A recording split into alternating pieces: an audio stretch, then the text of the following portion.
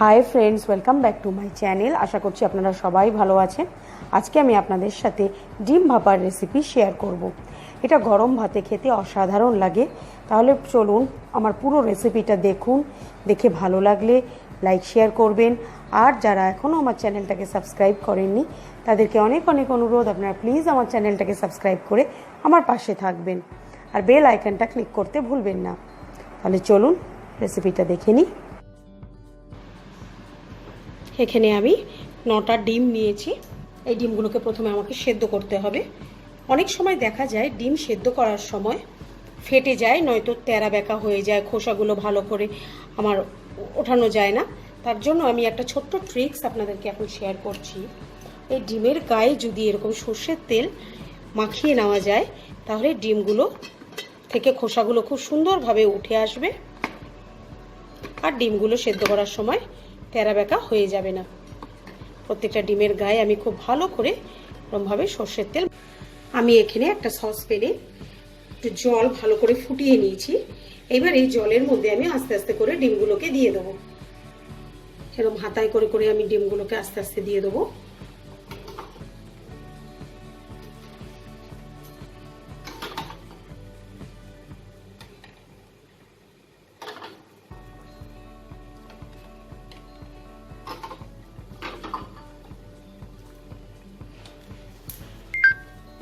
ডিমগুলো hard boil হতে আমার 10 থেকে 12 মিনিট টাইম লাগবে।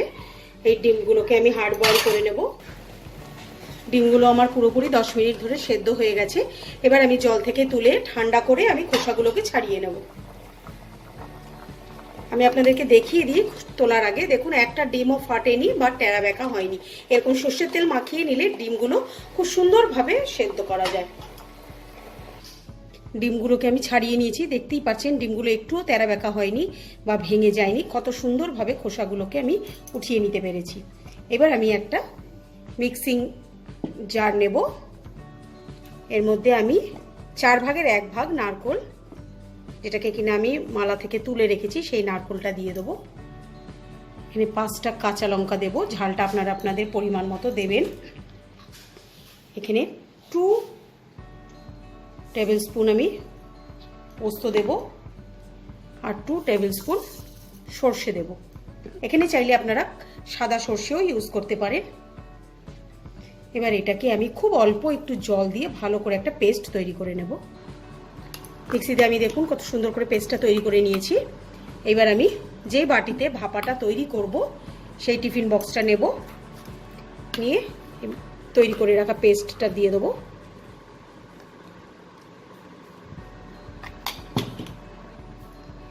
এবার এতে আমি মিক্সির বাটিটা ধুয়ে অল্প একটু জল দিয়ে দেবো।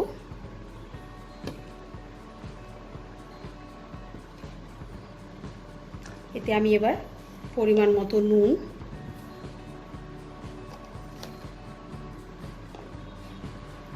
কালারের জন্য আমি একটু কাশ্মীরি লঙ্কা গুঁড়ো দেব, 1/4 টিস্পুন হলুদ গুঁড়ো দেব। আমি এটাকে এবার একটু মিক্স করে নেব। এতে আমি এবার 4 টিস্পুনের মতো সর্ষের তেল অ্যাড করব।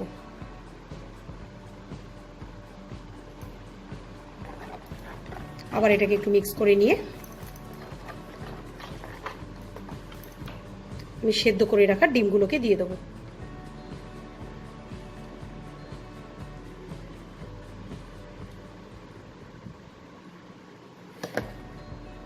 এবার মশলাগুলো একটু ডিমের ওপরে দিয়ে দেবো। আপনারা চাইলে ডিমগুলোকে অর্ধেক করে নিয়েও করতে পারেন। আরেক রকমের ডিম ভাপার রেসিপি হয়, যেটা আমি পরে আপনাদের সাথে কোনো একদিন শেয়ার করব। এবার আমি 4টে কাঁচা লঙ্কা ভালো করে ছিঁড়ে আমি দিয়ে দেবো।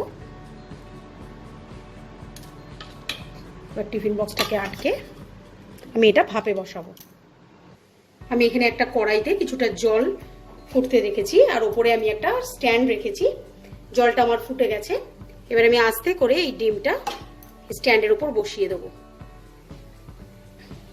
এবার কড়াইটাকে ঢেকে আমি 10 মিনিট এইভাবে এটাকে ভাপে রান্না করব।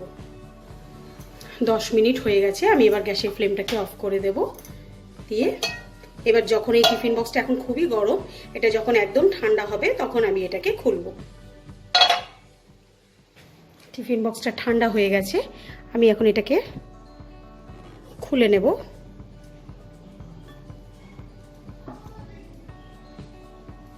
আমার এই ডিম ভাপাটা একদম রেডি। এটাকে আমি এবার সার্ভিং বলে বেড়ে নেব।